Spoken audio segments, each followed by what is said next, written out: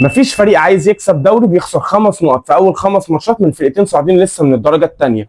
ومفيش فريق عايز يكسب دوري عنده كابتن من كباتن الفريق بيطرد طرد ساذج، اتطردوا من 8 سنين في 2017 في دوري ابطال افريقيا، ومحدش عارف ايه سبب العصبيه دي. ومفيش فريق عايز يكسب دوري كابتن كمان من كباتن الفرقه بينزل مش مركز خالص فبيعمل اسيست للفريق المنافس. مفيش فريق عاوز يكسب دوري مدربه كل الماتشات نازل يلعب تحت الكرة، هو فقط رد فعل مش فعل. ومفيش فريق عايز يكسب دوري لولا تألق حارس مرماه كان خسر نقط اكتر بكتير من ال5 نقط اللي خسرهم في اول 5 جولات من عمر الدوري المصري. ومفيش فريق عاوز يكسب دوري مدربه مش عارف لسه امكانيات لعيبته، وكمان لعيبه كتير هو مش عارف لسه مراكزهم. مفيش فريق عايز يكسب دوري بيبقى مدربه طالع بعد الماتش ينتقد لعيبته ويقول طول ما انا هنا في النادي اللعيب ده مش هيلعب خالص. مفيش فريق عايز يكسب دوري يضيع فرصه انه يبتعد عن منافسه التاريخي بعد مرور 5 جولات بس ب8 نقط. ومفيش فريق عاوز يكسب دوري بيضيع فرصه ان كل الفرق بتوسع له الطريق عشان يتصدر هو الدوري وينفرد بالصداره وهو يضيع الفرصه دي. ومفيش فريق عاوز يكسب دوري لعيب رقم 10 اللي عنده يضيع في ماتشين فرصه انه يقتل الماتش خالص وكمان الماتش يبقى ممكن يخلص سكور، فيدي فرصه للمنافس بكل استهتار انه يدخل تاني لاجواء الماتش بالاستهتار اللي بيضيع بيه الهجمه القاتله عشان يقتل ماتشين، سواء في ماتش مودرن سبورت او في ماتش وادي دجله. والقصد هنا بناصر ماهر ملك الاستهتار. مفيش فريق عاوز يكسب دوري هيكون مدربه يانيك فيريرا. اهلا بيكم وحلقه جديده من حلقات الدوري المصري ومباراه الزمالك ووادي دجله. بس عشان نبدا نتكلم في الماتش لازم ندي وادي دجله الفريق الرجاله اللي احترموا الزمالك وما لعبوش ولا بتكبر ولا بغرور حقهم، ونبدا بتشكيل وادي دجله مع المدير الفني الواعد الصاعد المجتهد الكابتن محمد الشيخ. فتشكيل وادي دجله هقوله لك دلوقتي. تشكيل وادي دجله امبارح كان مكون من حارس مرمى عمرو حسام، خط الدفاع احمد ايمن واسلام كنو وكمال ابو الفتوح واحمد دحروج. خط النص كان مكون من احمد سكولز وابراهيم البهنسي ومحمد عبد العاطي واحمد فاروق. وخط الهجوم محمود بياستي ويوسف ويا.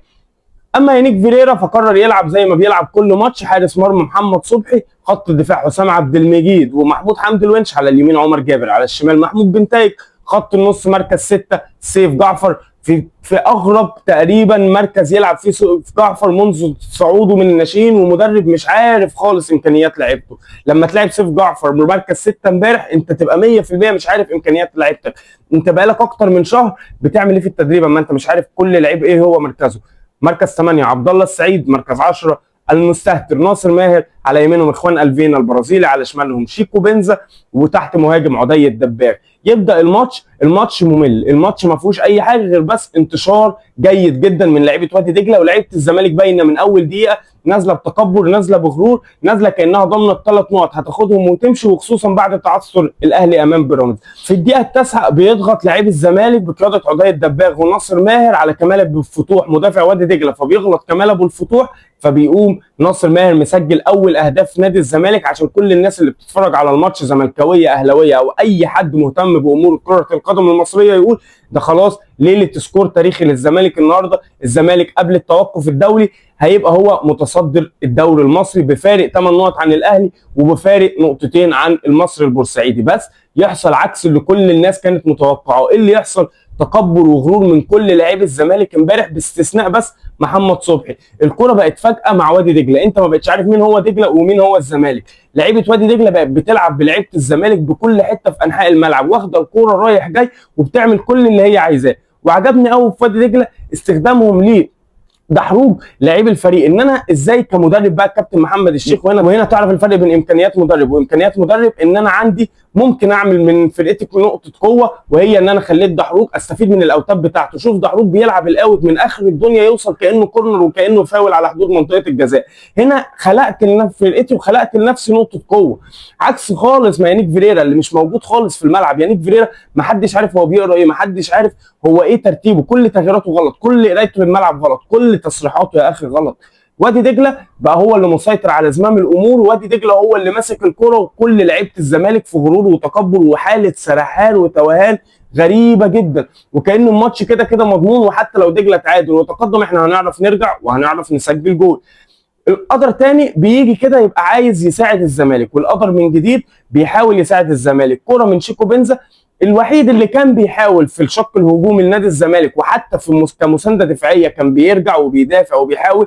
في الشوط الثاني اخوان الفينا بقى اكتر من شيكو بنزا في الحته دي. بس خلينا في الشوط الاول، شيكو بنزا بيعمل استخلاصات دفاعيه وبيحاول وبيروح بياخد كره بمجهود فردي يشوطها، ولكن يتالق حارس وادي دجله ويطلع الكره ضربه ركنيه. بعد كده هجمه لوادي دجله كالعاده، والزمالك مفيش خالص، والغياب دونجا ومحمد شحاته عن مركز 6، فينزل البديل سيف جعفر. طب ما تجرب عبد الله السعيد زي ما كان جوميز بيعمل السنه اللي فاتت يا اخي. لا، بتلاعب سيف جعفر اللي انت اصلا بتنزله بديل يلعب في مركز 8 ومركز 10، اللي هو اصلا من بدايته هو معروف ايه مركز سيف جعفر 8 او 10. انت بتلعبه مركز 6 اللي هو بيفقدها تماما، وده كان السبب الرئيسي ان لعيبه الزمالك تبقى فاقده خط النص كده لعيبه وادي دجله امبارح، بسبب ان سيف جعفر هو مركز 6. وانت ما تلومش سيف جعفر لانه مش مركزه، هو الراجل ما بيلعبش في مركزه، والراجل مصمم ان هو يحطه في مركزه ويحرق اللعيب خالص عند الجمهور بالطريقه دي. بعد كده القدر حاول تاني ان هو يقف جنب الزمالك ويقف مع جمهور الزمالك ومع لعيبه الزمالك. شيكو بنزا بهجمه مرتده يلعبها بوش رجله ولا احلى ولا اجمل لاخوان الفينا، اللي من غير ما يفكر لعبها عرضيه على الارض جت لناصر ماهر، الكره خدمت ناصر ماهر رقص 2. طب يا اخي شوط على طول وسجل، لا لازم استهتر، لازم اضيع كوره، انا عايز اجيب جول حلو، فلا انا هجيب جول حلو. في الاخر لعيبه وادي دجله تعمل البلوك، لعيبه وادي دجله تشتتها وتطلع اوت للزمالك. برده في كوره كده في الشوط الاول تقريبا في الدقيقه 34 عمر جابر لعبها لاخوان الفينا اللي رقص بمجهود فردي وراح لعبها لناصر ماهر عشان ناصر ماهر يديله الطول ناحيه اليمين. لا، ناصر ماهر راح لافف بوشه كده، ما تعرفش لف ليه، وراح مرجعها تاني لعمر جابر وقتل الهجمه خالص. كميه استهتار، كميه عدم مسؤوليه، كميه عدم احترام لموهبه ربنا اداها لي، كميه عدم احترام للنادي اللي انا فيه، كميه تكبر في الملعب من ناصر ماهر غريبه، وكانه بيقول للناس في النادي ما تجددوليش، ده هيبقى اخر موسم ليا في الزمالك وانا مش عايز الجمهور يفتكرني باي حاجه، وانا همشي، او الموسم الجاي هو اللي هيبقى اخر موسم ليا في النادي وانا همشي ومش عايز اكمل في الزمالك، وموافق ان انا خلاص هيبقى اسمي لعبت لبست تيشيرت الاهلي وتيشيرت الزمالك وعملت كام تصريح بوم طخ وخلاص، وكانه غيران من اخوان الفينا ان اخوان الفينا بيرقص والجمهور حبه وكده. بعد كده تدخل احداث الشوط الثاني، والشوط الثاني دايما يقول لك هو شوط المدربين، عشان كده تعرف دايما ان يانيك فيريرا مدرب لا يصلح ان يكون مدير فني لنادي الزمالك. يانيك فيريرا في شوط المدربين دايما فاشل، دايما تغييراته غلط، دايما كل شيء في الملعب غلط، دايما قرايته للمباراه غلط، دايما بيقدر يرجع المنافس للمباراه، ودايما ما بيظهرلكش اي اداء هجومي جيد للفريق. يمكن بس يميز جهاز الفني لنادي الزمالك حاليا مدرب الحراس اللي معاه محمد صبحي، هو افضل حارس في الدوري المصري حتى الان، ويا عالم ممكن كمان يبقى مدرب الحراس ملوش اي تاثير في ده، ويبقى السبب في ده هو ان محمد صبحي فايق بس الفتره دي، وليس لمدرب حراس المرمى في نادي الزمالك اي دور. القوه البدنيه اللي كان فيها لعيبه الزمالك في اول 4 جولات طبعا ده ما كانش موجود خالص امبارح، ولكن كان في قوه بدنيه واضحه لعيبه الزمالك في اول 4 ماتشات، فده برده من الحاجات اللي بتميز فرقه الزمالك تحت قياده يانيك فيريرا. لكن يانيك فيريرا كمدير فني فهو لا يصلح اطلاقا لنادي الزمالك، وباين بالشواهد، باين بتصريحاته بعد المؤتمرات الصحفيه، وخصوصا التصريحات الكارثيه اللي قالها امبارح وهنقولها في اخر الماتش، باين جدا ان يانيك فيريرا لا يصلح اطلاقا لنادي الزمالك. جون ادوارد عمل كل حاجه صح تخلي جمهور الزمالك يحلم ان هو هيكسب الدوري السنه دي. جون ادوارد جاب لعيبه على قد الميزانيه، اعلى كمان من مستوى الميزانيه اللي كانت معاه، ولكن الاختيار المدرب كان الاختيار الاسوأ من جون ادوارد، وده وجهه نظري. بندخل احداث الشوط الثاني، مفيش تغييرات ولا من دجله ولا من الزمالك، بس برضه لعيبه دجله هي اللي ماسكه الماتش، لعيبه دجله هي اللي مسيطره على الماتش، ويانيك فيريرا تايه تماما بفكره ان سيف جعفر هو مركز 6 ومش واخد باله خالص ان سيف جعفر هو السبب الرئيسي، ومش ذنب سيف جعفر، لا هو سيف جعفر مش مركزه، بس سبب ان وادي دجله هو اللي كان ماسك خط النص امبارح هو ان سيف جعفر بيلعب مركز 6 في نادي الزمالك، فده اللي كان مخلي وادي دجله هو اللي مسيطر هو اللي منتشر، زائد طبعا حاله التكبر والغرور اللي كان بيلعب بيها لعيبه الزمالك امبارح. بعد كده ما خدش باله خالص. طب ما انت معاك صلاح مصدق، جربته في ماتش مودرن سبورت، الراجل نزل جنب دونجا قفلوا مركز 6 ده خالص، ما تجربه امبارح، ما انت مضطر، ويقول لك دايما المضطر يركب الصعب، لاعب صلاح مصدق رقم 6 ليه تلاعب سيف جعفر؟ ولكن لا، يانيك فيريرا بيتفرج على الماتش زيه زي اي حد بيشاهد المباراه من وادي دجله، يكمل بضغطه، هجمه كورنر من وادي دجله، لعيب دجله الدياستي بيلعبها بدماغه على الارض ناحيه اليمين، صبحي بيتالق ويطلعها كورنر، بس مش كل مره هتسلم الجره، عشان بعد كده في الدقيقه 61 بيدخل احمد فاروق بياخد كرة ويشوطها صاروخ على يمين محمد صبحي عشان يحرز هدف التعادل لنادي وادي دجله. بعد هدف التعادل قلنا بقى لعيبه الزمالك هتفوق وهتركز وهيبقى في ضغط من لعيبه الزمالك ويشيلوا بقى حاله التكبر والغرور اللي هم فيها، وكان الماتش كده كده مضمون. بس 5 دقائق كانت الكره مع وادي دجله، 5 دقائق وادي دجله مسيطر على الملعب كله، 5 دقائق وادي دجله قادر يستغل ثغره ان سيف جعفر في مركز 6 ويانيك فيريرا مش قادر يقرا خالص ان سبب كل الفوضى اللي في الملعب دي هي ان سيف جعفر في مركز 6 مش مركزه. فوادي دجله مسيطر على الملعب، والملعب كله عباره عن خط النص. في الدقيقه 66 بيقرر يانيك فيريرا انه يتدخل، بيقرر يانيك فيريرا خلاص يتدخل. في الدقيقه 66 بينزل محمد السيد، بينزل احمد فتوح، بينزل ناصر منسي. طب فين يا عم صلاح مصدق اللي يمسك لك مركز 6 ده ويقف هو في مركز 6؟ لا، ينزل محمد السيد اللي هو بروفايل اصلا شبه سيف جعفر، اللي هو بيلعب برده 8 وبيلعب 10 ما بيلعبش 6. فينزل محمد السيد مكان سيف جعفر واحد. فبرضه مش واخد باله ان المشكله ان ممكن انزل صلاح مصدق رقم 6 مكان سيف جعفر، لا، يروح منزل لك محمد السيد اللي هو نفس بروفايل سيف جعفر يلعب مركز 6 مكان سيف جعفر، وبرضه محمد السيد يا 8 يا 10، فهو مش هيحل لك اي مشكله. بينزل احمد فتوح مكان عبد الله السعيد، وبينزل ناصر منسي مكان عدي الدباغ. وفي اول لمسه من احمد فتوح الكابتن الثاني لنادي الزمالك بعد عمر جابر، كوره بمنتهى الاستهتار اللي في الدنيا، بمنتهى الاستهتار، وهو لوحده في نص الملعب بدل ما يلعب هجمه لقدام بيرجعها لورا، يقطعها اللعيب الهولندي المحترف في وادي دجله ويعمل هجمه 1 2 مع دياستي، وتيجي لكرومبي يشوطها يصدها محمد صبحي ترجع لدياستي، الهدف الثاني لوادي دجله. من هنا قلنا خلاص طوفان زملكاوي هيرجع. هجمه على طول بعد السنتره من اخوان الفينا بيقودها لنفسه وبيحاول فيها، ولكن تطلع كورنر. الكره وهي كورنر، وبنيجي بعد كده الكابتن الثالث في نادي الزمالك محمود حمدي الونش وياخد طرد. استهتار كبير جدا وعدم مسؤوليه وعصبيه بدون اي مبرر. محمود الونش وحسام عبد المجيد الاثنين ما كانوش مركزين امبارح، الاثنين ما كانوش عارفين يعملوا اي تغطيه، الاثنين في المان تو مان كانوا فاشلين جدا، الاثنين كل خروجهم بالكره غلط، الاثنين اي كره طويله من رجلهم غلط وبعيده جدا عن الشق الهجومي لنادي الزمالك. فالونش كمان بيفكر جمهور الزمالك بذكريات جمهور الزمالك ما بيحبش يحن لها لمحمود حمدي الونش من 8 سنين وهو عنده 22 سنه في 2017 في دوري ابطال افريقيا، مباراه الزمالك والاتحاد الليبي اللي هنا في مصر، وكان مدرب الاتحاد الليبي وقتها الكابتن طلعت يوسف.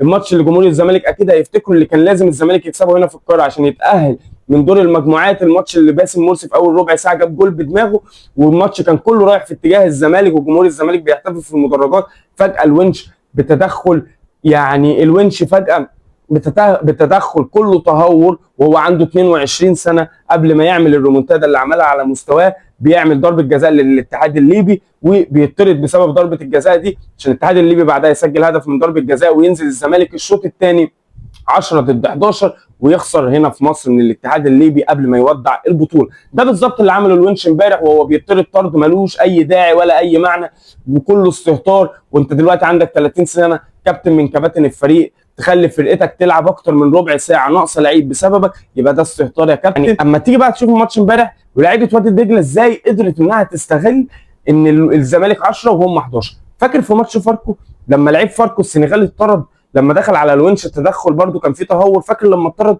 انت حسيت وانت بتتفرج على الماتش ان الزمالك 11 وفاركو 10؟ اقسم بالله لا، اقسم بالله ما كانش فيه اي احساس باي حاجه ان الزمالك هو اللي 11 وفاركو 10. شوف امبارح لحد ما لعيب دجله اتطرد في الدقيقه 84 دجله ازاي استغلوا النقص العددي بتاع الزمالك وازاي كانوا هم اللي ماسكين كوره حتى والزمالك هو اللي متاخر والمفروض يهاجم، ازاي قدروا يخرجوا لعيبه الزمالك عن تركيزهم وخلوهم متشتتين كده في الملعب بسبب انتشارهم الجيد في كل انحاء الملعب. اللعيبه منتشره صح في كل انحاء الملعب، فكان طبيعي لعيبه الزمالك تظهر كده. لكن شوف انت الزمالك وفاركو والزمالك 11 وفاركو 10، ما اعتقدش انك هتفتكر اي هجمه للزمالك غير بعد اخر 4 دقائق لما الحكم حسب 4 دقائق وقت بدل ضايع. فضلنا في نفس القصه، لعيبه الزمالك متشتته، كل الباصات اللي طالعه من رجلها غلط، حاله استهتار تام، حاله تراخي بسبب التكبر وعدم الاهتمام وعدم شيل المسؤوليه اللي اللعيبه نازله بيها من اول الماتش. بينزل ادم كاد وبيخرج محمود بنتايج بعدها على طول. ادم كايت نفس الكلام، حاله توهان في الملعب، الراجل ما بيلعبش في مركزه، هو مركزه رقم 8 وانا قلت لك من اول ماتش لادم كايد انا بحسه لعيب فري ستايل اكتر منه لعيب 11 اللي احنا متعودين نشوفه في الملعب، وعشان الزمالك لا يملك مدير فني فما فيش حد قادر يشتغل معاه على الحته دي. ادم كايد امبارح كل لمساته في الملعب غلط وكلها اوتات على الزمالك، بيطرد لعيب دجله. بنفضل لمده 6 دقائق من الدقيقه 84 للدقيقه 90 في لعب عشوائي من لعيبه الزمالك، ومفيش هجمه واحده ممكن الجمهور يفتكرها حصلت. حتى توهان كامل، كل لعيبه الزمالك مش موجوده اصلا، كل لعيبه الزمالك امبارح مش موجوده. مفيش تقريبا اي هجمه للزمالك غير هجمه ناصر ماهر اللي جاب منها جول، وهجمه ناصر ماهر اللي استهتر وضيعها. كل الماتش يشكر عليه رجاله وادي دجله، رجاله وادي دجله عملت كل حاجه امبارح عشان خاطر فعلا تستاهل هذا الفوز التاريخي اللي بيحققوه على الزمالك لاول مره في تاريخ وادي دجله بعد 24 مواجهه مع الزمالك. 13 ماتش كان خلص بفوز الزمالك، 11 ماتش كانوا انتهوا تعادل. اول فوز في تاريخ وادي دجله يحصل على ايد المدرب الشاب المجتهد محمد الشيخ على حساب نادي الزمالك. كان امبارح من عمر الجوله الخامسه في الدوري المصري، وامبارح بعد كده بيحسب الحكم 7 دقائق وقت بدل ضايع، 7 دقائق يعدوا زي ال6 دقائق اللي عدوا من الدقيقه 84 للدقيقه 90 زي كل الماتش. استهتار، عدم تحمل مسؤوليه من لعيبه الزمالك. لعيبه وادي دجله هي اللي منتشره صح في الملعب، لعيبه الزمالك تايه، لعب عشوائي، لعب كله ميس باصات، محدش عارف ايه اللي بيحصل. يانيك فيريرا على الخط زيه زي اي متفرج. وبهذا الانتصار اللي بيفوز بيه وادي دجله، الانتصار التاريخي لوادي دجله على الزمالك، واول انتصارات وادي دجله في التاريخ على حساب الزمالك. في الدقيقه 84 بيطرد ابراهيم المنيسي لعيب وادي دجله، وقلنا خلاص الملعب بقى 10 ضد 10، بس لا حياه لمن تنادي. حاله توهان كبيره جدا من لعيبه الزمالك، لعيبه الزمالك مش عارفه هي بتعمل ايه. حاله التكبر والغرور لسه راكباهم حتى وهم خسرانين، باصات كلها غلط، الملعب كله بقى كله مسباص، مفيش اي شيء يذكر. من انت ما تفتكرش هجمه واحده للزمالك كده في الجول. 7 دقايق بيحسبهم حكم المباراه وقت اضافي، نفس الكلام، نفس حاله التوهان، نفس حاله التكبر والسرحان. ممكن الوحيد اللي عنده حته المحاوله كان اخوان الفينا فقط لا. ويصفر الحكم محمد بسيوني عشان ينهي احداث المباراه، واول فوز في تاريخ وادي دجله على حساب الزمالك. لعبوا قبل كده 24 ماتش، كسب الزمالك 13 ماتش وتعادلوا 11. ده كان اول فوز في تاريخ وادي دجله مع المدير الفني المجتهد الشاب المحترم الكابتن محمد الشيخ على حساب الزمالك. بهذا الفوز بيوصل وادي دجله للنقطه السابعه في المركز العاشر، وبيقف بعد التوقف الدولي. الزمالك هيلاعب المصري، وادي دجله هيبقى عنده ماتش يوم 14 سبتمبر مع كهرباء الاسماعيليه. تيجي تبص على تصريحات يانيك فيريرا امبارح بعد الماتش، يقول لك دجله انا مش عارف ازاي طالع من الدرجه الثانيه، هم اللي كانوا يستاهلوا المكسب. تبص على تصريحاته الماتش اللي فات، يقول لك طول ما انا في الملعب سيف الجزيري مش هيبقى موجود ومش هيبقى ليه علاقه بالنادي. طيب انا معاك ان يبقى في اختلاف كبير قوي على ان سيف الجزيري يبقى مهاجم في نادي الزمالك، ومعاك ان سيف الجزيري ما يستحقش الارقام اللي بياخدها من نادي الزمالك، ومعاك ان سيف الجزيري المفروض فعلا يمشي من نادي الزمالك. بس ينفع مدير فني ما يحتويش اللعيبه بتاعته بالشكل ده؟ ينفع مدير فني يبقى عامل حاله العداوه بينه وبين بعض اللعيبه بالشكل ده؟ ينفع مدير فني الماتش اللي فات بالمناسبه كمان انا نسيت اقول لك، احمد حمدي هو كمان نزل امبارح ونزل ما حدش كان عارف هو نازل مكان مين، ما حدش كان عارف هو نازل فين، ما حدش كان عارف اي حاجه امبارح ولا حتى يانيك فيريرا. احمد حمدي نزل، اللي يانيك فيريرا كان مستبعده لمده 4 ماتشات بينزله امبارح في ماتش الفرقه خسرانه، نازل في ماتش مضغوط ذهنيا وعصبيا ونفسيا وكل حاجه، فنازل يحرق اللعيب بتاعه، نازل يحرق لعيب بقى له 4 ماتشات بيستبعده عشان يلعبه امبارح. بيتسال على عبد الحميد معالي، فبيقول لك اصل انا معايا ايشو في القايمه فليه اخد عبد الحميد معالي لعيب منتخب المغرب الشباب الاساسي اللي لعبه اول ماتشين والراجل اثبت ان هو عنده حاجه. فتخيل دي تصريحات المدير الفني بتاعك، تخيل المدير الفني بتاعك ما بيعرفش يتعامل مع الاعلام، ما بيعرفش يتعامل مع الضغط، مش قادر يقرا الماتش، تغييراته كلها غلط، عمره ما كان فعل، هو فقط كان رد فعل. ويا عالم لما الاهلي هيتعاقد مع مدير فني بعد ريبيرو، ويا عالم في ماتش بيراميدز مع يوريتش الكرواتي لو فيريرا كان لسه موجود في الزمالك ايه اللي ممكن يحصل في الماتشات دي طول ما الزمالك رد فعل بدون اي اسلوب لعب انت ممكن تشوفه للزمالك اصلا. نخش في تقييم اللعيبه، لعيبه الزمالك. محمد صبحي 5 كالعاده، هو افضل لعيب الزمالك منذ بدايه الموسم. تخيل ان انت الزمالك افضل لعيب عندك تقريبا في 5 ماتشات هو حارس المرمى. دي كفايه يعني، دي توضح اللي فيه نادي الزمالك مع يانيك فيريرا. عمر جابر كلام خلاص، ما اعرفش، كابتن عمر جابر هو كابتن نادي الزمالك 1 من 10. محمود بنتايج حاله توهان من اول الموسم، وقلناها مالهاش علاقه بالمدرب بالرغم كل انتقاداتنا ليانيك فيريرا، لانك السنه اللي فاتت مع 4 مدربين كنت ولا اروع ولا احسن. 1 من 10، ولا هجوم ولا دفاع ولا اي شيء. الونش 0 من 10 لما تبقى كابتن من كباتن الفريق وباستهتارك وعصبيتك الزياده تاخد طرد ملوش لازمه زي ده، يبقى لازم 0 وتحت ال0 كمان. وما تزعلش مني فعلا تستاهل ما تروحش المنتخب. حسام عبد المجيد 1/10. لو انت مش عايز تجدد في النادي ممكن تعرف الناس فغيرك ياخد الفرصه، لكن فكره انك اهم حاجه عندك نفسك ورجل تبقى موجوده في الملعب، فدي حاجه مش هتفيد النادي، وانت بتخون النادي اللي عملك والنادي اللي صنع منك نجم والنادي اللي انت بتساومه دلوقتي. سيف جعفر الراجل اللي اتظلم واتحرق امبارح بما فيه الكفايه من يانيك فيريرا 1/10. عبد الله السعيد 1/10. ناصر ماهر المستهتر نيجاتيف 5/10، سالب 5/10. مستهتر في ماتشين بدل ما تساعد فرقتك انها تكسب سكور، انت بسبب تفكيرك في نفسك بس واستهتارك بتدخل المنافس لاحداث المباراه. اخوان الفينا الوحيد اللي كان بيحاول في الشوط الثاني 2/10. شيكو بنزا الوحيد اللي كان بيحاول في الشوط الاول 2/10. عدي الدباغ ما بيوصلوش اي كوره. المدرب مش عامل اي خطه ان الراجل ده المهاجم بتاع الفريق يوصل له اي حاجه، سواء من عرضيه سواء من لعب مفتوح او اي حاجه. 1/10. ناصر منسي مفيش ناصر منسي خلاص بتاع السنه اللي فاتت وباين انك كنت لعيب الموسم الواحد 1/10. ادم كايد اللعيب الفري ستايل 1/10. احمد فتوح لما تبقى ناشئ من ناشئين الزمالك لعيب منتخب مصر تاني كابتن في نادي الزمالك بعد عمر جابر وتغلط غلطه زي غلطه الجون الثاني، فانت نفس السالب اللي خده ناصر ماهر سالب 5/10. ويا ريت تركز شويه لان اللي راح مش هيرجع ومسيرك في يوم هتندم على كل اللي انت عامله في نفسه. احمد حمدي لم يختبر، الراجل حطه في ماتش كله ضغط ذهني وعصبي وكل حاجه وحرقه هو كمان بعد ما كان سايبه خالص ونسيه ومطلعه طول الوقت بره القايمه. محمد السيد اللي قلنا نفس بروفايل سيف جعفر واللي هو كمان نزل في مركز غير مركزه، ولكن في سنه غرور عندك وانت لسه عندك 17 سنه، ما اعرفش ليه وما اعرفش ايه اللي انت قدمته عشان يبقى عندك كل الغرور ده. برضو 1/10 لمحمد السيد. يانيك فيريرا نيجاتيف 20/10 او سالب 10/10. كل لعيبه وادي دجله كانوا رجاله امبارح فرضوا شخصيتهم واسلوبهم على فريق نزل متكبر ومغرور على اساس احنا كده كده هنكسب، بس الكوره ما بتديش للاسامي، الكوره ما بتديش للمغرور ولا المتكبر، الكوره بتدي بس للمجتهد واللي عارف هو عايز ايه من الماتش. يانيك فيريرا لو كمل مع الزمالك من النسبه يعني من اللي انا بشوفه مثلا من الاداء المصري البورسعيدي لما الاهلي هيرجع لمستواه مع بيراميدز مع يوريتش، ممكن الزمالك كمان يبقى مركز رابع او مركز خامس اذا لم يتم تصحيح الاخطاء في اسرع وقت ممكن. وحظ نادي الزمالك، حظ جمهور الزمالك، حظ لعيبه الزمالك ويانيك فيريرا وجون ادوارد وكل ما يخص نادي الزمالك ان الهزيمه دي جت قبل توقف دولي لمده اسبوعين. استنونا اليومين الجايين ان شاء الله يبقى عندنا حلقه على ملخص كل حاجه حصلت في اول 5 جولات من عمر الدوري المصري، افضل هدف، افضل لاعب، تشكيل ال5 جولات، كل حاجه تخص الدوري المصري اول 5 جولات ان شاء الله. في توقف دولي منتخب مصر مع العميد حسام حسن اعلن القائمه امبارح وهنتكلم برضو عن قائمه المنتخب في حلقه لوحدها. كل التوفيق لمنتخب مصر وان احنا نوصل كاس العالم للمره الرابعه في تاريخنا في امريكا 2026. كنت معاكم انا خالد، ولو عجبتك الحلقه ما تنسناش بقى بلايك شير سبسكرايب وان شاء الله ابقى كنت ضيف خفيف عليكم.